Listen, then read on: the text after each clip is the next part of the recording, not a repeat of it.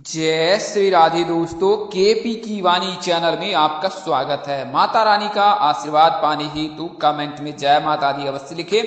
वहीं अगर आप महाकाल के भक्त हैं तो कमेंट में हर हर महादेव अवश्य लिखें। यकीन जानिए माता रानी संग महादेव की कृपा आप पर और आपकी पूरी परिवार पर अवश्य बरसेंगी और आप सौ परिवार स्वस्थ एवं सुखी रहेंगे। साथ ही आपकी सभी मनोकामनाएं यथाशीघ्र अवश्य ही पूर्ण हो जाएंगी। दोस्तों, आज की वीडियो में आपको सूर्य के राशि परिवर्तन से फागुन महीने में जिन नामों की सगाई के योग बन रहे हैं उसकी जानकारी दूंगा और यह जानकारी आपको विस्तार पूर्वक दूंगा। इसके अलावा आपको उपाय भी बताऊंगा। साथ ही आपको केपी की वाणी की सुविधाओं के बारे में बताऊंगा कि केपी की वाणी किस तरह से कार्य कर रही है। तो आपको बता दें कि अगर आपकी शादी में अड़चने आ रही है, शादी तय होने के बाद टूट जा रही है, शादी में किसी न किसी वजह से व्यवधान आ रहा है और आप चिंतित हैं, आपके परिवारजन चिंतित है, आपके माता पिता चिंतित हैं और बात कहीं बन नहीं पा रही है, ऐसा क्या कारण हो सकता है जो आपके अन्य सहयोगियों, आपके अन्य मित्रों, आपकी अन्य सहेलियों की शादी हो रही है किंतु आपकी शादी अभी तक नहीं हुई है।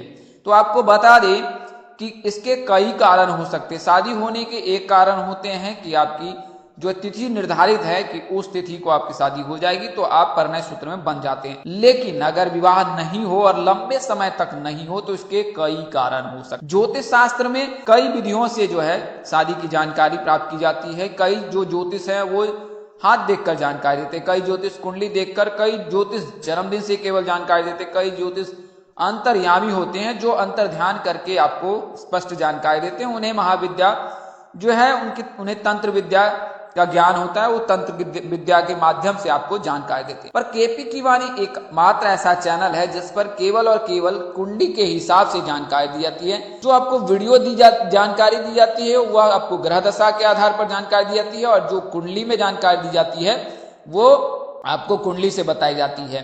तो कुंडली की ग्रह दशा से बताई जाती है। तो कुंडली में जो है कई प्रकार के योग लगते हैं, कई प्रकार के योग फायदेमंद होते हैं और कई प्रकार के योग अनिष्टकारी होते हैं, यानी जातक पर प्रतिकूल प्रभाव डालता है। तो कुंडली में जो 8 ग्रह का जो है 2 भागों में बांटा गया है। 4 शुभ ग्रह है, 4 अशुभ ग्रह है। शुभ ग्रह के रहने पर शीघ्र शादी होती है और अशुभ ग्रह के रहने पर शादी में देर होती है। तो कहीं ना कहीं आपकी कुंडली में अशुभ ग्रह का संयोग है, इसके चलते विवाह में देर हो रही है।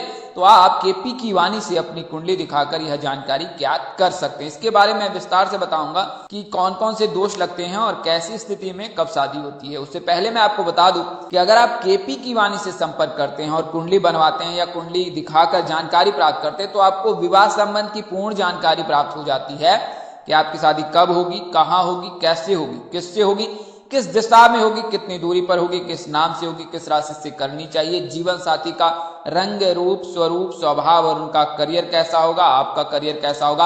अगर आप लव मैरिज करना चाहते तो माता पिता की सहमति मिलेगी कि नहीं मिलेगी, ससुराल में घर द्वार कैसा होगा, सास ससुर का स्वभाव कैसा होगा, पति कितना पढ़ा लिखा होगा, पति सरकारी नौकरी वाला, प्राइवेट नौकरी वाला होगा, गवर्नमेंट सेक्टर से होगा या निजी कारोबारी होगा या किसी कंपनी में जो है बड़े पद पर कार्यरत होगा, संतान योग, संतान कितने होंगे, धनी संपन्न परिवार में शादी हो, सास ससुर से आपका स्वभाव कैसा मिलता जुलता रहे, उनसे विचार मिलेंगे, आपके साथ उनके संबंध मधुर रहेंगे, कटु रहेंगे।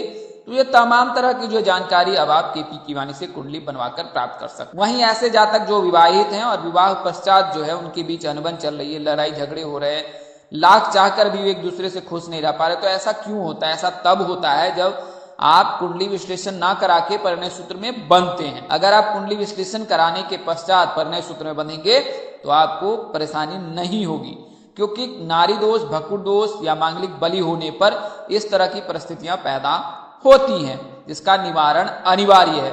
तो आप इनकी भी जो है जानकारी केपी की वाणी से प्राप्त कर सकते हैं। हम लोग मामूली शुल्क लेते हैं। आप स्क्रीन पर दिए गए नंबर को नोट कर सकते हैं और केपी की वाणी से संपर्क कर सकते हैं, कुंडली बनवा सकते हैं, कुंडली मिलान करा सकते हैं और विवाहोत्तर संबंध की सभी जानकारी आप प्राप्त कर सकते हैं। इसके अलावा अगर आप कोई दोष निवारण कराना चाहते हैं तो भी आप संपर्क कर सकते हैं। केपी की वाणी पर आपका स्वागत है। आइए अब वीडियो में आगे बढ़ते। तो जैसा मैंने आपको बताया है कि 8 ग्रहों को 2 भागों में बांटा गया है। 4 शुभ ग्रह है, 4 अशुभ ग्रह है। मंगल, राहु, केतु, शनि को जो है अशुभ ग्रह माना गया है। मंगल के रहने पर जैसा आपको पता है कि जातक मांगलिक हो जाता है। वहीं राहु के रहने पर 27 वर्ष के पश्चात ही शादी के योग बनते हैं। केतु के रहने पर 30 वर्ष के पश्चात और शनि के रहने पर 30 वर्ष के पश्चात ही शादी के योग बनते हैं। शनि के रहने पर घर परिवार, जान पहचान या मध्यस्थ व्यक्ति के चलते विवाह में बाधा आती है, और वहीं केतु के रहने पर गुप्त शत्रु के चलते विवाह में बाधा आती है। तो राहु के रहने पर 27 वर्ष, शनि के रहने पर 30 वर्ष, केतु के रहने पर 30 वर्ष और मंगल के रहने पर 28 वर्ष के पश्चात विवाह के योग बनते हैं। वहीं अगर बात करें शुभ ग्रह की, तो बुध के रहने पर 20 वर्ष, गुरु के रहने पर 24 वर्ष तक, चंद्रमा के रहने पर 25 वर्ष, शुक्र के रहने पर 26 वर्ष, सूर्य के रहने पर 27 वर्ष से विवाह के योग बनते हैं। ये शुभ ग्रह के रहने पर अगर विवाह के योग तब बनते हैं जब कुंडली में कोई अशुभ ग्रह की दृष्टि ना हो और कहीं कुंडली के किसी भाव में कोई दोष न लगता हो। तो दोष कई प्रकार के हैं, जैसे काल सर्प दोष है, पितृ दोष है, गुरु चांडाल योग है, इसके अलावा अंगारक योग है। तो ये नाना प्रकार के जो हैं दोष लगते हैं। काल सर्प दोष तब लगता है जब राहु केतु के मध्य सभी ग्रह उपस्थित हो जाते हैं और उनका प्रभाव छीन हो जाता है। गुरु चांडाल योग तब लगता है जब गुरु के साथ राहु या केतु उपस्थित हो जाता है, तब जाके गुरु चांडाल योग लगता है। पितृ दोष तब लगता है जब सूर्य के साथ राहु या केतु हो अथवा मंगल के साथ राहु केतु हो, तब जाके वो पितृ दोष लगता है। इसके अलावा पंचम भाव में भी राहु के रहने पर पितृ दोष लगता है, नवम भाव में राहु के रहने पर पितृ दोष लगता है। इसके अलावा अन्य ग्रहों का विश्लेषण भी देखा जाता है। वहीं अंगारक योग मंगल के साथ राहु केतु के रहने पर अंगारक योग लगता है, खासकर अष्टम भाव में अगर रहता है तो फिर वो अंगारक योग लगता है। तो इन दोषों का निवारण अनिवार्य है। इसके अलावा अगर शुभ ग्रह अस्त है तो उसका उदय होना भी जरूरी है। अगर बुध अस्त हो रखा है, गुरु अस्त हो रखा है, शुक्र अस्त हो रखा है, तो विवाह में बाधा आ सकती है। बुध गुरु की या शुक्र के साथ युति लगने पर भी विवाह में बाधा आती है। तो तमाम तरह की जो है आपने संक्षेप में आपको जानकारी दी। इसके अलावा भी अन्य विश्लेषण भी किए जाते हैं। एकादश भाव, पंचम भाव, लग्न भाव, द्वादश भाव, अष्टम भाव, चतुर्थ भाव, द्वितीय भाव, इन सभी भावों को देखा जाता है और तब जाके जानकारी स्पष्ट मिलती है कि आपकी शादी क्यों नहीं हो रही है और कब तक। तो यह तो मैंने आपको सामान्य जानकारी दी है। इनके आप उपाय कर सकते हैं। राहु के लिए शिव जी की पूजा करें, शनि के लिए शिव जी की पूजा करें, शुक्र को मजबूत करने के लिए शिव जी की पूजा करें, गुरु को मजबूत करने के लिए भगवान श्री हरि विष्णु जी की पूजा आराधना उपासना करें।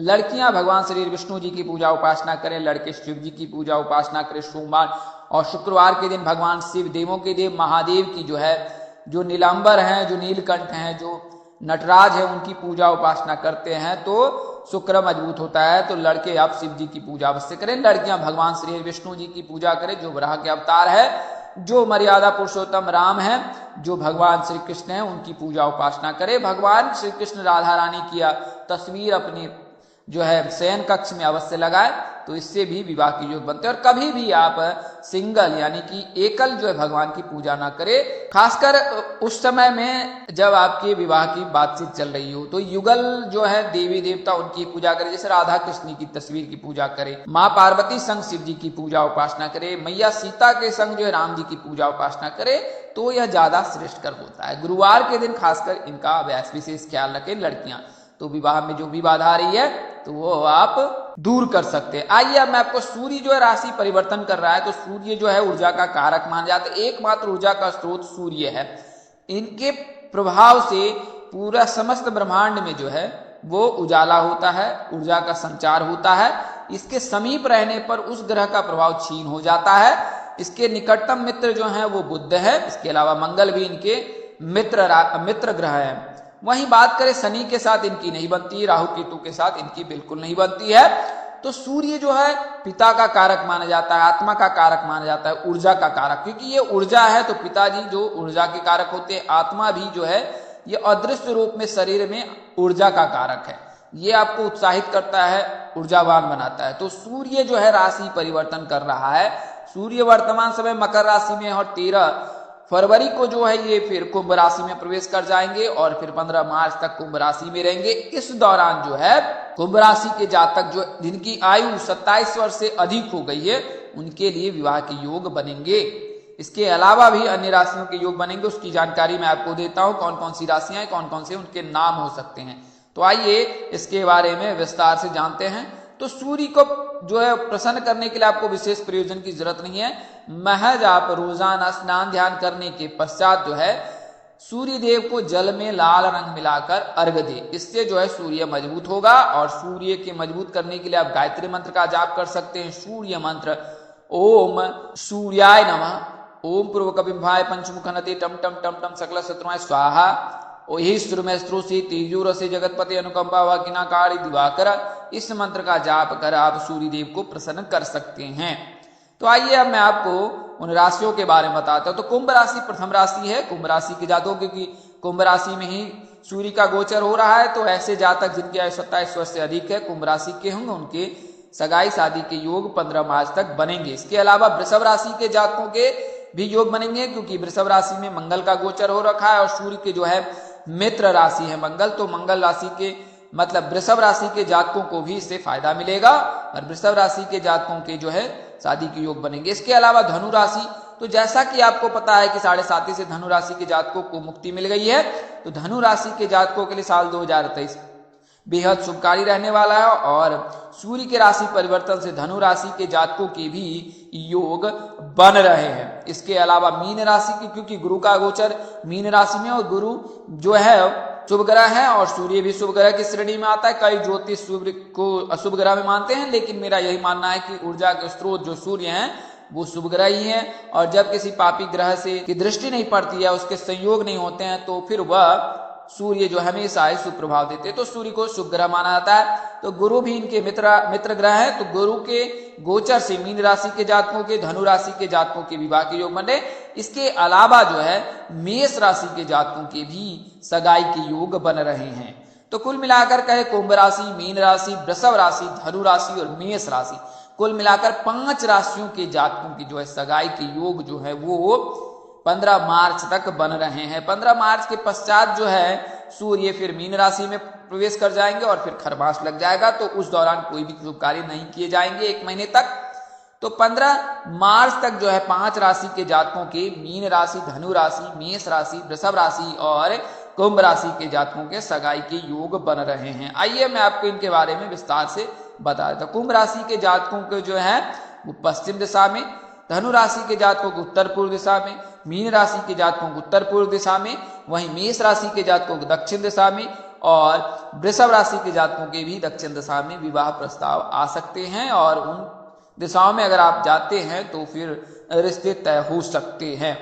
बात करें नाम की, तो मीन राशि के जातकों के SGV, कुंभ राशि के जातकों को PRA, मेष राशि के जातकों को PRM, धनु राशि के जातकों को मेष राशि के जातक और वृषभ राशि के जातकों की मीन राशि, धनु राशि और कुंभ राशि के जातकों से विवाह करना श्रेष्ठकर होता है। तो दोस्तों इस वीडियो में मैंने आपको उन 5 राशियों की जानकारी दी है जिनके सगाई के योग 15 मार्च तक है और यह योग सूर्य के राशि परिवर्तन से बन रहे हैं। इस तरह की अन्य वीडियो देखने के लिए हमारे चैनल के डैशबोर्ड प्ले लिस्ट पर जाएं और अपनी राशि अनुसार वीडियो अवश्य देखें। तो दोस्तों आपको यह जानकारी कैसी लगी, लाइक कमेंट शेयर कर हमें अवश्य बताएं। अगर आप मेरे चैनल पर पहली बार विजिट कर रहे हैं, चैनल के कार्यक्रम पसंद आए तो चैनल को सब्सक्राइब कर ले, साथ ही बेल आइकन को प्रेस करना ना भूलें। माता रानी कृपा से आपके चेहरे पर हमेशा मुस्कान बनी रहे, आप सब परिवार स्वस्थ एवं सुखी रहे। आप सभी के प्यार स्नेह के लिए आप सबको हृदय से धन्यवाद करता हूं। आप लोग इसी तरह हमारे साथ जुड़े रहे। इन्हीं शुभकामनाओं के साथ आपसे विदा लेता हूं कि जल्द एक नए वीडियो और एक नई जानकारी लेकर आपके समक्ष हाजिर होऊंगा। तब तक के लिए मुझे इजाजत दी। नमस्कार, जय श्री राम दोस्तों, जय श्री कृष्णा, जय माता दी, जय वाहिगुरु।